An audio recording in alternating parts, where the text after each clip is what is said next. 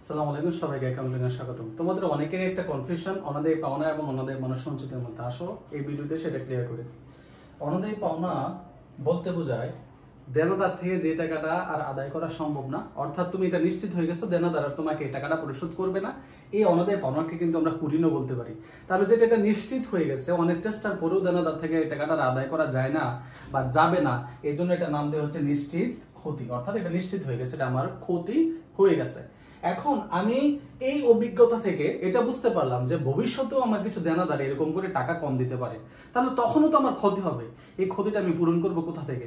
তখন এই চিন্তা করে প্রতিষ্ঠান একটা ফান্ড তৈরি করে, যে ফান্ডের নাম হচ্ছে অনাদায়ী পাওনা সঞ্চিতি। অর্থাৎ ভবিষ্যতেও পাওয়া যাবে না এই সম্ভাবনা থেকে সৃষ্টি করে। অর্থাৎ এর মানে হচ্ছে এই যে ভবিষ্যতেও যদি কেউ আমার কিছু টাকা না দেয়, তখন এই ফান্ড থেকে আমরা এই ক্ষতিটা কি করতে পারবো? পূরণ করতে পারবো।